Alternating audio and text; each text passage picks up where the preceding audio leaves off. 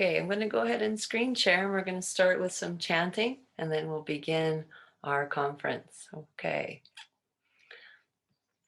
Let's begin with the invocation, and you can follow. You can read the script here if you're looking this way, and we'll chant the invocation together. And the other prayers will chant call and response. Om Vande Gurunam Charinarvinde Sandarshita Swatma Sukhava Bodhe Nishreyase Jangalikayamane Samsara Halla Hala Moha Shantye Abahu Purushakaram Shankachakrasi Dharinam Sahasra Shirasam Shvetam Pranamami Patanjalim Om. Now let's chant to Ganesha. Om Gananantva Ganapati Gum Havamahe Kavin Kavina Mupamashravastamam Jeshtarajam Brahmanam Brahmanaspata Ana Shrinvan Nutibisida Sadhanam Mahaganapataye Namaha. Om Shanti Shanti Shanti. This next one we'll chant together. A teacher and student prayer for Sankalpa. Om Sahana Vavatu Sahana Bhunaktu Saha Viryan Karavavahai Tejasvinavaditamastu ma vidvishavahai. Om Shanti Shanti Shanti. Om. Call and response. Asato ma satgamaya Tamaso ma jyotirgamaya Mrityorma amritam gamaya.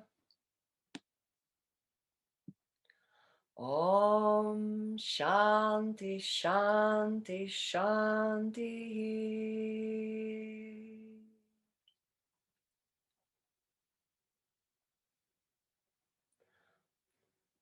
Fantastic. I always begin with chanting those three, right? We chant to Ganesha, we chant to our teachers, and then we chant Asatoma to check in, to reflect how things going. So Ganesha, by being good with Ganesha, there's no obstacles. We don't want to say he removes our obstacles because he's not quite the remover of obstacles. We have no obstacles, so we're good with him. So we chant with him, to him, however, we all have obstacles. So being good with Ganesha is not a bad thing.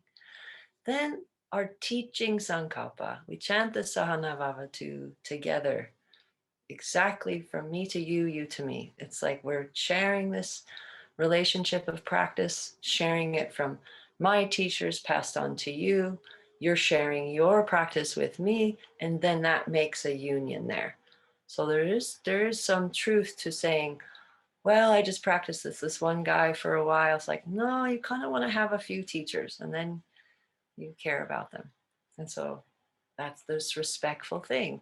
You care about your teacher, and they care about you. It's pretty cool. Then So now that we removed our obstacles, we have our teacher, and you all know this, then we check in, asatoma satgamaya. May we be moving from darkness to light, transforming. May we see and often check in, is it working? Is this relationship with our practice, relationship with the teacher, relationship with our own practice, is it making me move from darkness to light, or am I just still? Is there change? Is it healthy? Are things feeling better? Is yoga increasing your life?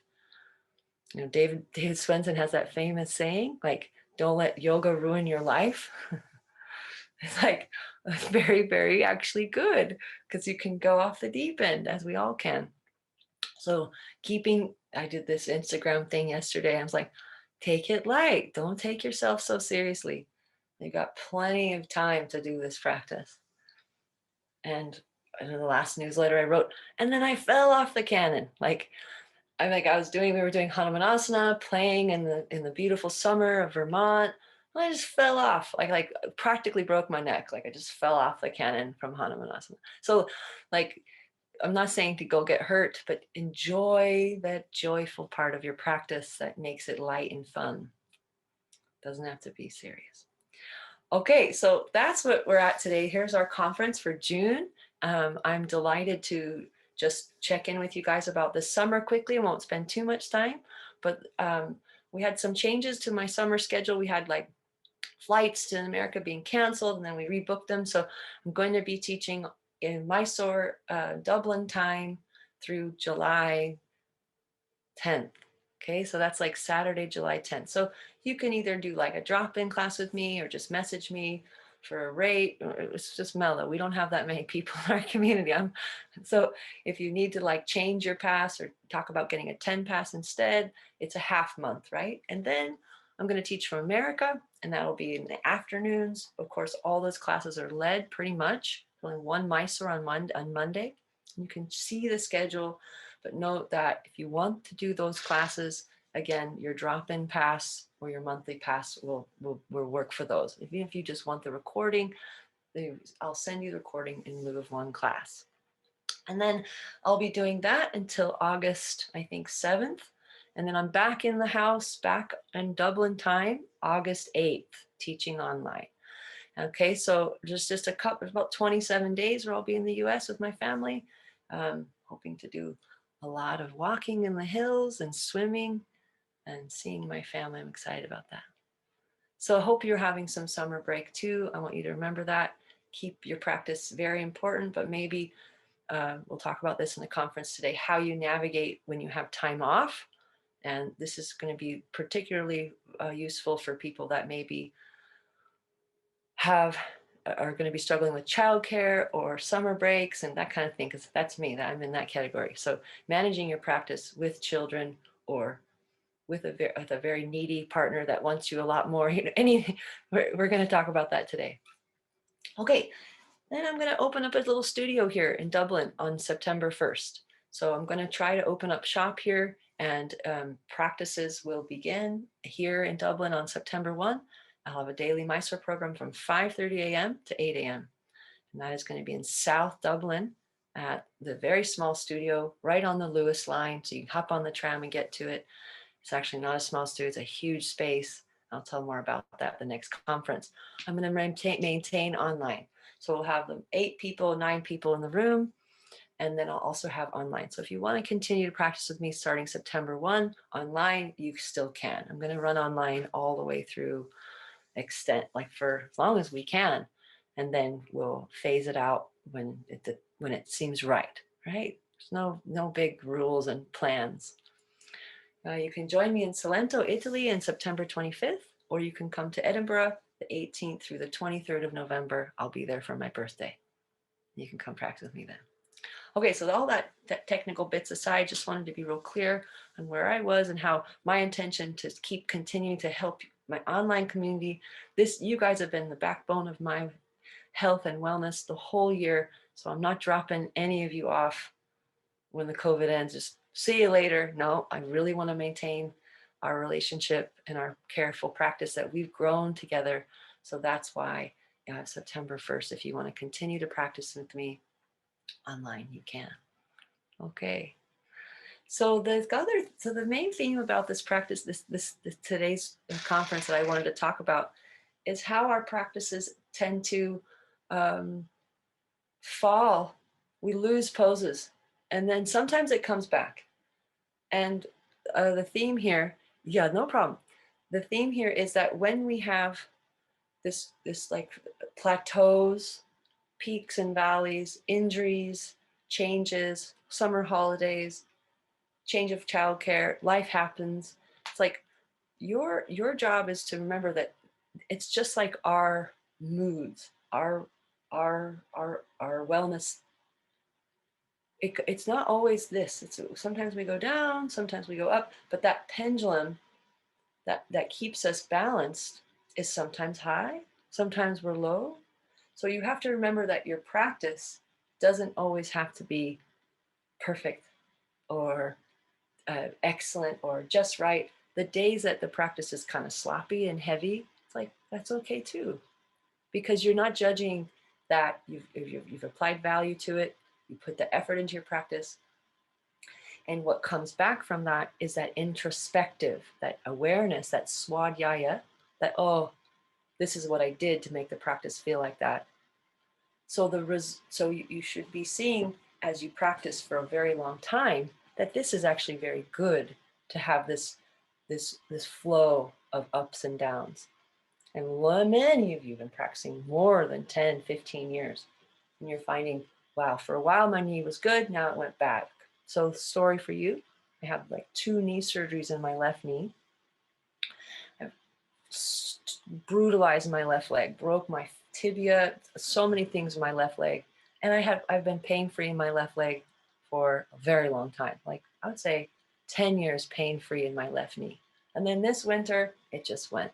So instead of going, oh, my leg, it's like, no problem. I just modified my Padmasana. I did other things. I started jumping rope. I tried to strengthen the leg in new ways, meaning it came back. My knee's back. So if you have this perspective that practice has its waxing and waning like the moon, this natural progression of it comes and goes, but you keep your eye on it. You still have your focus on, well, I lost my dropbacks for a while. My feet went, they're gone. All right, what am I going to do? Go back to zero. Go back to training the feet this way with them straight on high blocks, Change the rules that you have to do it a certain way every day. Start to do the practice with half the vinyasa or half of the asanas, and do less asana means money in the bank later. So when you're practicing for a very long time, there's 3 yoga sutras that tell us about this. Those who are very keen go right to understanding yoga quickly. Okay, now that's great, but then how do they maintain that? Are they going to, if I'm talking about the Patanjali, his big song, his song is the Yoga Sutras of Patanjali. And as he sings us the story of the sutras, the story of yoga, he kind of guides us along this mountain path. This is my theory about the Patanjali Sutras. We're walking along the mountain path with Patanjali as our guide. We're just kind of listening to his song. We're practicing our 8 limbs. But we all know mountain climbing doesn't just do that. You get like sidetracked, you fall in a ravine, you get back up. Oh, I got lost. Go back. Where did Patanjali go? I lost him. Get it back. Where's my guide? Get back. So you're following that song, and then you're climbing the mountain, but most of us are climbing the mountain like this. We're going very slowly up towards awareness of the self. So if we were climbing the mountain and the top was kaivalya, or liberation, or independence, aloneness, freedom, then that's like the peak of the mountain. To get there, it's going to take a lot of navigation, a lot of trial and error, keeping faith with your guide, listening, following, being intuitive, using nature as your guide, the seasons. So as you follow Patanjali, Patanjali says, Those that are keen, you go, your path is going to be quick. You're going to go right towards understanding yoga. But for others, your practice is going to be in three ways. It's going to be murdu, kind of little bit, kind of slow. Climb the mountain, 4 steps up, 3 back. But you're still going. You're still on the path. Fantastic. Madhya, a little bit more, medium. You're like, you're chugging away. Madhya, boom, straight to the top. Adimatra. So those that are keen, Tivra Van Asam Masanaha. You go fast, straight to the top. Others take our time. Now, you're choosing as you practice your path. You don't always have to go straight up. Sometimes it's okay to navigate back down to the base camp for a while, rebuild your supplies, get back up. And that's why I'm saying when postures go, you go, I lost my Mary Chasana D, Sarah, because you make me do all those back bends. You know who you are. Then get back on your map and go, okay, well, I'm just going to work on my twists, on my binds, on my alignment, and maintain those back bends that I'm still learning on, but I have to revisit how I approach my Padmasana to get the Mary D back. If I'm doing new series, many of you have now 3 series you're working on. There are 2 or 3 people in our Zoom room, our community, that have finished 3rd series this year. So cool. And then there's so many of you that have finished 2nd series this year. It's like so brilliant. And then many of you that finished 1st series this year. And then there's one person, 2 people that almost finished 4th series this year. So like, wow, like I just can't tell you guys how amazing it's been to watch you grow. So I thank you for that, because I used to practice at like 4:30 before I taught you on Zoom. And now I practice with you, I practice after, because I'm so inspired. Now I'm like, God, you know, the way Al was backbending today, I hope I can do that. Like just brilliant lines and space and freedom. That's given me so much courage and bhakti for my own practice. So thank you. But let's look at these yoga sutras for a moment, and then we'll talk about what it means to fall off your yoga path a bit and come back on. Okay, but let's share the screen for a moment, and we're going to look at these sutras. Now we're only going to look at just a couple sutras, because there's the ones I'm talking about. I'm not going to sing the Lingastakam quite yet. We'll sing that at the end. But let's first chant to Patanjali. Patanjali has his own prayer, correct? So when we're studying Yoga Sutras, the philosophy of Ashtanga Yoga, we want to know about Patanjali. We'll chant this call and response, starting with Om. Om Yogena Cettasya Padena Vacham Malam Sharirasya Chavaidhyakena Yopakarotam Pravaram Muninam Patanjalim Pranjalir Anatosmi.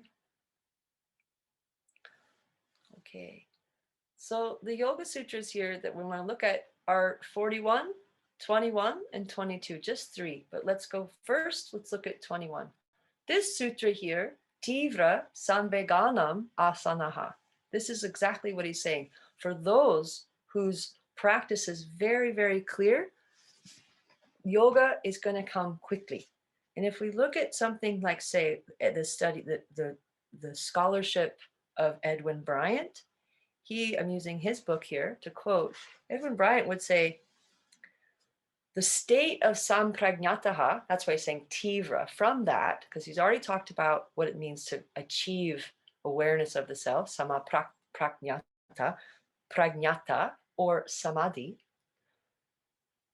Keen, such a cool word, tivra, if you're keen. Those who are keen, samveganam, just say this word, samveganam, for those with intensity, asannaha, is near. is near. So saying for those who are keen towards understanding samadhi, samaprajñata, your understanding, it's coming, it's very near. So that can only sustain itself for so long. Just remember that there's a time to learn a lot and then a time to go and just learn that and sink in with it and do it a lot. And then when you're ready and that's become so comfortable, you learn more. So when you're in the tivra, you're in the state of super keenness to study with intensity, asanaha, it's near. The samadhi, the state is near, but you have to understand that that's only sustainable practically for so long. So remember the old stories. People would go to Patabi Joyce in Mysore, they would be there for like 3 months max, maybe 6. Guruji, send them home. They were like, we're going home. They're like, then they go home, and then they feel healthy again. They're fit. They got their practices. They understood what he was teaching them. They went back for more. When I lived in Philadelphia and learned third series and part of fourth series with David Grieg, I spent 1 year with him. If I had spent one more day than 1 year there, I probably would have died. Meaning, the intensity of that year was so much that I just couldn't do it anymore. We had to go away. It took me like 4 years to come back. Meaning, that's how long it took to integrate the teachings for me personally and then learn more. Let's continue with my fourth series. So your intensity could only, just remember that when you're practicing, that sometimes things are intense, sometimes not. Maybe it's not important. Murdu, this one, mild, murdu, madhyadi, with these cool words, madhyadi. Madhyadi means little bit, right? Adima tatwat, from that intensity.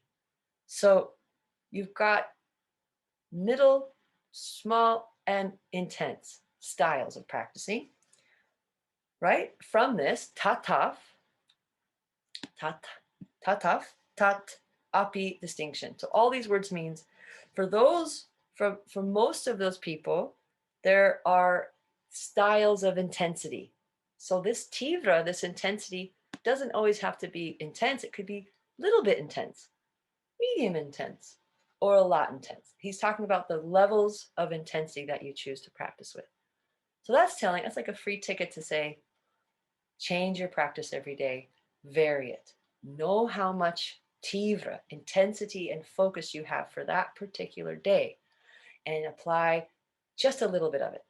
Some days, apply a lot of it. Some days, blow the house down. Blow the house down with, oh, I've got all of it in my tank today. I'm going to go big. So your focus could be bigger picture, as in terms of how much you practice long term, and even to the day. To a certain day, you might just have a short, medium, or long practice. For the whole year, you might have a whole year. I've done this twice now, where I've been pregnant, a whole year. Murdu. Very little bit of intensity the whole year long. So if you think of it this way, okay, a whole year of intensity, that was just too much. You blow your top off, you have to leave. That's the same thing as me, leaving Philadelphia. I can't do anymore. No more, please. so you're choosing that on a daily basis, how you apply yourself to yoga, on a yearly basis, and hopefully on a 20, 30, 40, 50-year basis. Like, I would choose to do short practices someday, medium practices someday, intense practices. These could vary through the week. Monday, short. Tuesday, long. Wednesday, big. Or short, medium. Repeat. Thursday, short. Friday, medium. Sunday, long. Don't do the same thing every day. Keep your intensity, tivra, appropriate for what's right for you. Okay.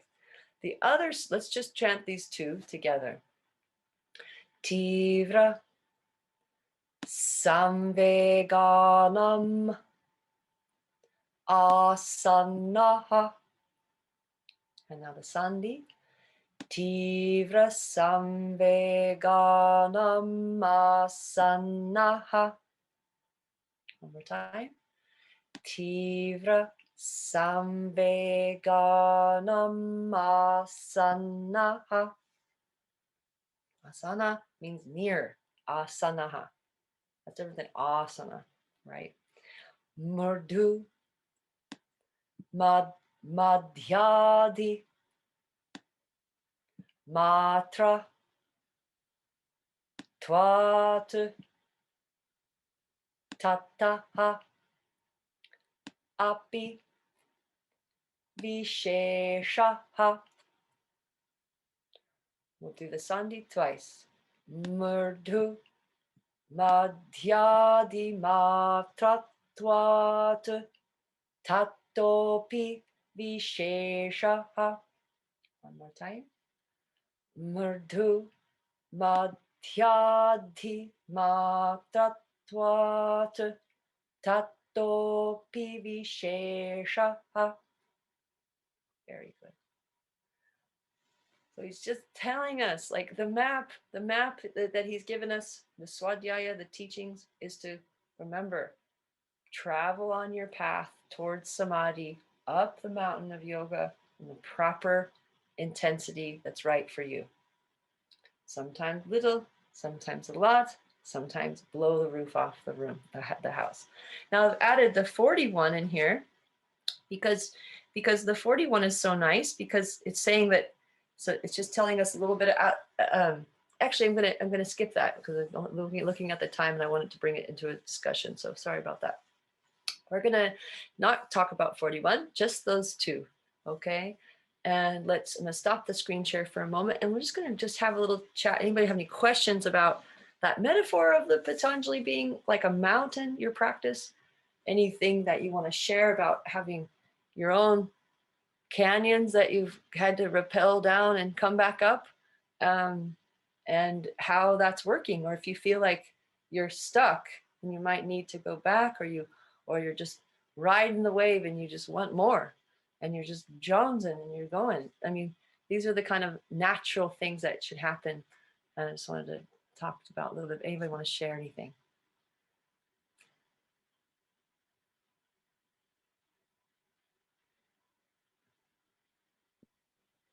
I can just share. I think it's so important, Sarah, that you remind us all about that, how it's all part of natural progression and practice, that there are, ups and downs, and you think you're on one flow and suddenly your child gets sick and you can't practice the way you want to, and you're alone with your child, or something else happens, you change job or whatever. And of course all these things affect life, and of course they're going to affect our practice, and not beating yourself down about that, but allowing yourself to be creative. I think it's so important that that's reminded about that, because it's so easy to fall into, oh, I'm bad practice today, no practice, I'm not doing my best. But every practice is good practice. It's how you value it, and just, even if it's 5 minutes, it's 5 minutes, and just allowing that. I think that's really good and important culture to breed. Uh-huh.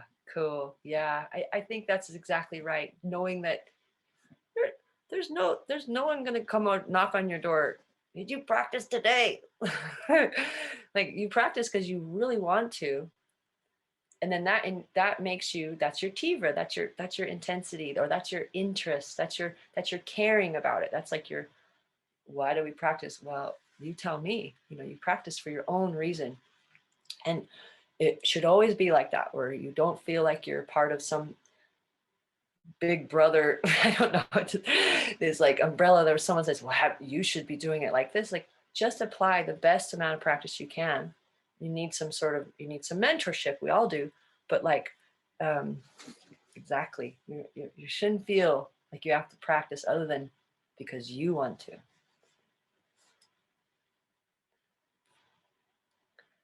Anybody else? Awesome. And the reason why I'm talking about the mountain as the metaphor, it's really nice to remember that when you're looking at swadhyaya, that means your self-study and the study of, like, say, the Yoga Hatha Pradipika, the Yoga Sutras of Patanjali, the Bhagavad Gita. Those are all stories or information that help you, guide you on the Hatha Yoga vision plan. The Bhagavad Gita teaches about jnana yoga, the yoga of wisdom, and the bhakti yoga.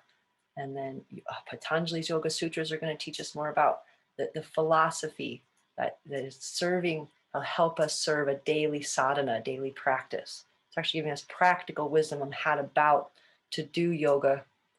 And then the Pradipika would give us details on actually how to do bandha, mudra, asana, and dharana concentration. So if you haven't picked up, like say, your own copy of the Pradipika and you're thinking, how in the heck do I do Uddiyana Bandha? It actually tells you exactly how to do it. That's kind of your manual, your Hatha Yoga manual. So you have your text that you're kind of studying, but out of all those texts that you study on the side, your best text is your practice, is that listening to long-term effects of your practice by feeling better. Are my thoughts kinder? Am I aggressive? Have I not slammed the horn on that guy that cut me off? Am I just calmer? And if you're just, nothing's changed, you're still the one that's like, get out of the way. And you're like, wait a minute, I've been practicing yoga for 20 years. I'm still very aggressive. We should see some of those things move off us as the years go on. A little bit less and less aggression. We do that in our practice. Soft effort, calm eyes, soft palate, breathing with sound. Recently, I hope you've been hearing in the Maestro room saying, make the breath quieter. Really soft. The more and more you practice, the less aggressive it is, the longer it becomes. When I pop into my teacher, David Milianis's class, he teaches a 2:00 afternoon on a Saturday class, which is 6 a.m. Pacific Coast time in Los Angeles. And I pop into that I maybe get to go once every 4 months. I pop in, and that is where I'm learning that. He's saying the breath needs to be so quiet. Take out that intensity of sound. It doesn't have to be like that, but we're progressing that way as we age to making the breath smoother, subtler, quiet. And that's very much consistent with what I've heard from my teachers, Dina Kingsburg and David Garrick. They say, make the breath quieter and softer. It's different than if you're a yoga teacher. Many of you are in here and you're listening to your student, like, are you breathing? And then they don't have any inhale. That's different. So you're listening intently to your breath. So we don't want to go, no, it should just be a very small thread of breath, equally through both nostrils.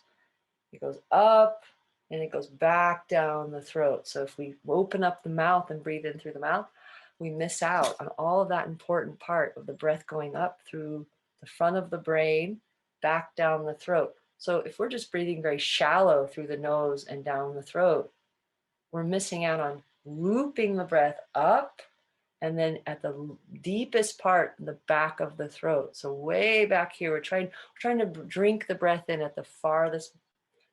Think of it as you're breathing behind your ears as you inhale and then down, as opposed to just down the front. It's going up and all the way to the crown of the head and then right down from the back of the ear to Mula Bandha.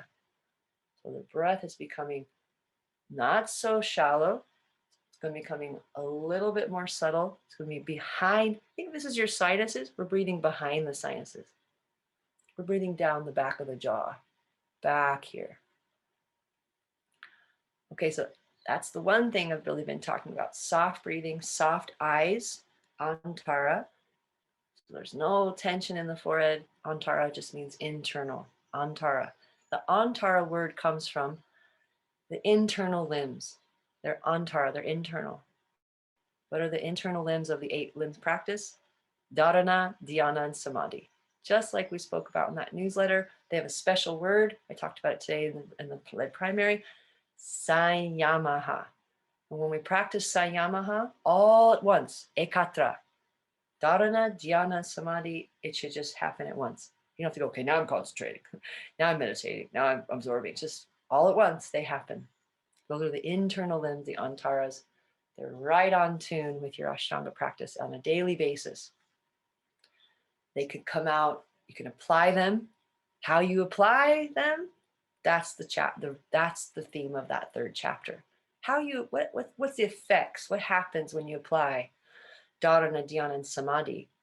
Deep, deep, deep, deep sayama, all of them together. That's the special word, sayama, on everything, on Uddiyana Bandha, on jumping forward, on jumping back, on looking at your thumb. So you're applying sayama in every aspect of your practice.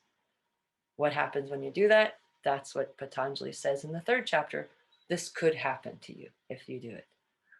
And you tell me what happens to you when you apply sayama on everything you do.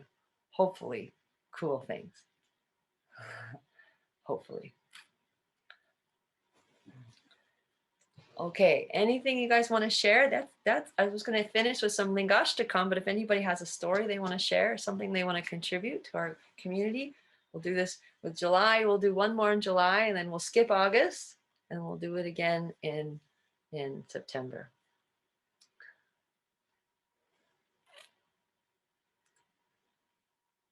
Hannah, Joan, Maria, Jean. Sarah. Yeah, Ruth. Hi. I just wondered, would it be possible? I'm going to sign up for the June, July thing, but I just wondered, is it possible for you to send a recording of the Mysore room? Because I can't join the Mysore. I want to do the breathing, the chanting, and the Sunday, but at the moment, you're saying about these cycles. At the moment, I just find it impossible to join, but I learned so much from it. And so would it be possible to have a recording? Yeah, so I could do it later and just practice alongside it, Yeah, that's really great. I'll do that. So I mean, it'll just be maybe one day a week where we do that, because Monday. Oh yeah, totally. Yeah, well, just because like sometimes I get so excited and you'll hear me, I'm like, go, go. Like, you're just like, oh my gosh, she's yelling. So I apologize right now, but that would be the same enthusiasm I would have if I was standing next to you. So I don't want you to. Now the same thing, if we record Mondays Mysore, this is starting in the July when I have just 3 days a week of practice. Mondays Mysore, Wednesdays lead intermediate, Fridays lead primary. Monday, we just choose that to be Mysore, but make sure you just decide not to come. Don't go, oh, she's recording it, I'm not coming. So still come, because the screen won't be on you, it'll be on me, just my voice and talking, and that's what will be recorded, is hearing how I am guiding the bandha, the subtle body, the breath. And since I can't touch you, that's what I've learned over the pandemic, is just to talk about the subtle body more, the prana, the bandhas, the drishtis. It's not worth talking so much about asana, because I can't actually touch you or see it properly. I kind of can, but I'm like, I think your leg is there. Even with the best camera angle, I can't hear you breathe and I can't see everything. So I'd rather tell you about what you could find in the asana. Okay, does that sound good, Ruth? Cool. Yeah, it sounds good. And it's also all the things you talk about with the sutras and the breath and all those reminders, they're really good to hear. So it doesn't have to be unique to me, because the practice is, I suppose, just the practice is unique to you. Exactly. Like, I mean, totally. You just stay focused on your practice and you hear those subtle cues. That's enough to help us a long way. Yeah. Awesome. Thank you for sharing that. That's great. Yep. Okay. Mondays starting July 11th, whatever, just that time I'm away for those few Mondays, I will record it. Cool. Great, you guys. Anybody other questions that they want to share? We'll chant the Lingastakam, a little story for you before I chant it. Okay. All right. So this right here, here's a lingam. Yeah. This is a lingam. So this is like in India, when you see a linga, it's like, this is like a little bit of Odissi dance that I studied. I didn't do very much of it, but I did a little bit of Odissi dance when I went to Mysore. But this is the image of the lingam, and that would be what a dancer would do. They would put their thumb up like that. Now the linga is like, of course, the sign of Shiva, right? But this one's very special to me because this is painted by David, my teacher, and he gave this to me. So this is the one, I mean, it's given me, I feel grateful, like a lot of things. It's given me all this yoga knowledge. He's shared with me like the gratitude that I can't even go there. But then there's some physical things too that he's given me, like a cool painting that he did. But this linga, there's lots of things to it. Okay, so we have the image of the linga, the ojas, the full virya, the vitality of Shiva, which he never ever uses. He holds it back always. Then the bindu, the tiny little black dot of focus, of our attention, of our dharana, and our meditation. The three internal limbs of the yogic practice, dharana, dhyana, samadhi, all bringing us up to, it's also a mountain. It's also the same vision of the climb we're on, right? So the linga has a lot. But that's just in my relationship to the linga. He never gave me a little story about it, right? He just, here you go, Sarah. Here's your linga. So anyway, so when you're studying the linga, that's the thing about ancient stories or deity stories. It's like you can learn a lot about them, and then you have to make them your own and apply them how they relate to you. And so there's my Lingastakam here. And so when you see it, boom, the symbol of vitality, the symbol of antara, the internal focus towards creation, creativity, dharana, dhyana, and samadhi. The bindu, this one-pointed focus, ekagrita, on the self, purusha. Let's chant it. I've never shared that before, so it's kind of fun for me. Don't tell him. I'm kidding. Okay, so here's the song, yeah? And so if you want to chant it we'll just sing it. The linga, Stakam. And this comes from my little handout from Mysore that I got in 2008. It says Sunday prayers. Okay, and the symbol of Lord Shiva is adorned by awe, right? It removes all pride. It enhances the intellect. It also allows us to dispel any doubts about ourselves. It gives us bhakti, courage, and bravery. And it brings about wellness, takes away any destitute. And this is going to bring me towards the supreme soul of myself. Okay. And we'll sing it. Brahma Murari Sura Chitalingam Nirmala Bhashita Shobita Lingam Janma Jaduka Vinashaka Lingam Tat Pranamami Sada Shiva Lingam Deva Muni Pravarachita Lingam Kama Dahana Karuna Karalingam Ravana Darpa Vinashana Lingam Tat Pranamami Sada Shiva Lingam Sarva Sugandhi Sulepita Lingam Buddhi Vivardhana Karana Lingam Siddha Sura Sura Vandita Lingam Tat Pranamami Sada Shiva Lingam Kanaka Mahamani Bhushita Lingam Parnipati Veshtita Shobita Lingam Daksha Suyanya Vinashaka Lingam Tat Pranamami Sada Shiva Lingam Kunkuma Chandana Lepita Lingam Pankajahara Sushobhita Lingam Sanchita Papa Vinashana Lingam Tat Pranamami Sada Shiva Lingam Devaganachita Sevita Lingam Bhaver Bhaktibhir Eva Chalingam Dinakara Koti Prabharakara Lingam Tat Pranamami Sada Shiva Lingam Ashtadalo pariveshtita lingam sarvasam utpavakarana lingam Ashtadaridra vinashana lingam Tat pranamami sada shiva lingam Sura Gura Sura Vara Pujita Lingam Suravana Pushpa Sadarchita Lingam Paramapatim Paramatmaka Lingam Tat Pranamami Sada Shiva Lingam.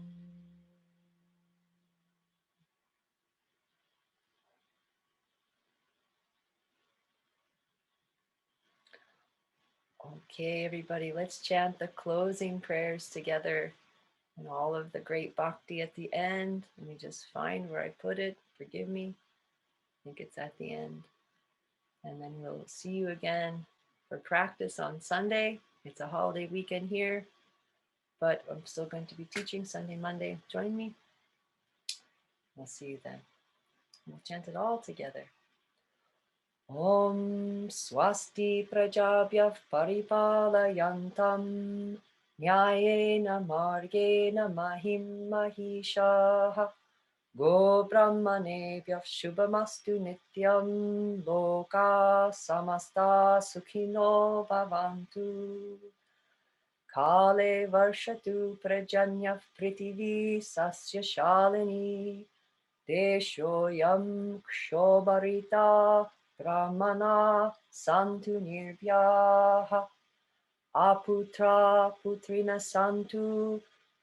Santu Pautrinaha Adana Sadana Santu Jivantu Sharadam Shatam Om Shanti Shanti Shanti Shri Gurupyo Namaha Hare Om Shri K. Patabi Joy Saki Jai David Gariga Ki Jai Dina Kingsburger Ki Jai David Miliota Saki Jai.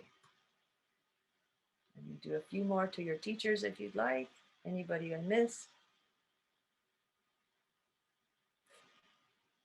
And we'll see you all next time for conference.